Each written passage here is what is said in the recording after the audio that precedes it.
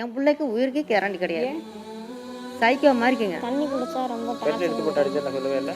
நீங்க பேசாதீங்க, okay madam. நீங்க பேசாதீங்க. ஒரு நாள் கொஞ்சம் பொறுமையா இருங்க, நான் சொல்றது கேளுங்க, உங்க நல்லதுக்காக சொல்றேன்.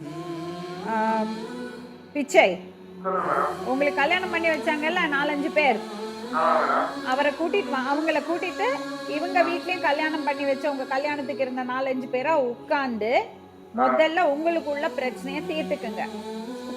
என்னன்னா இந்த பொண்ணு விருப்பப்பட்டு உங்க கூட வந்து வாழறதுக்கு ஓகே சொன்னான்னா, ஒரு வேளை ஓகே சொன்னான்னா,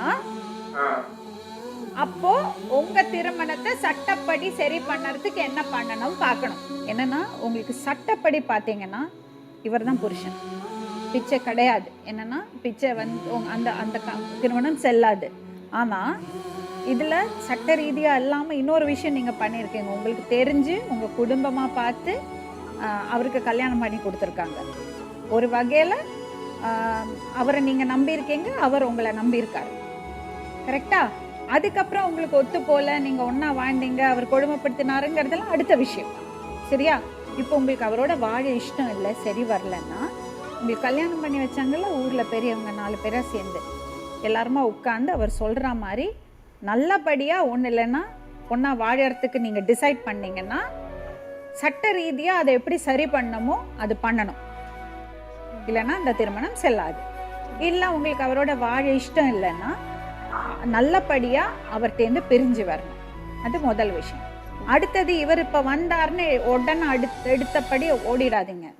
ஏன்னா ஒரு வாட்டி அவர் உங்களை விட்டுட்டு போய் 5 வருஷம் திரும்பி பார்க்கல. இப்ப இந்த கஷ்டத்துல நீங்க இங்க தாவினீங்கன்னா நாளைக்கு இவர் கொடுமைப்படுத்தினார், நீங்க எங்க போவீங்க? மறுபடியும் உங்க அம்மாக்கு பாருங்க முடியவே இல்லை, மறுபடியும் இப்படி வந்து நிக்க முடியாது. யாருமே வேணாம் சார். இல்ல, அதுக்கு தான் நான் சொல்றேன், அவசரப்படாதீங்க, யாரும் வேணாம். முதல்ல பிச்சையோட இருக்கிற அந்த இதை கரெக்ட் பண்ணீங்க, நல்லா வாழறதுக்கு தயாராயாச்சுன்னா அப்புறம் நம்ம இந்த பையன்கிட்ட பேசுவோம். சப்போஸ் பிச்சையோட வாழ உங்களுக்கு விருப்பம் இல்லை, நிஜமாவே உங்களுக்கு பிரச்சனை இருக்குன்னா எனக்கு தெரியாது, பிச்சை சொல்ற மாதிரி நான் இங்க உட்காந்து நீங்க சொல்றத நம்பி நீ ஒரு பொண்ணை வந்து அழுது சொல்றாங்கிறதுக்காக அவர் மேல பழிய நான் போட முடியாது.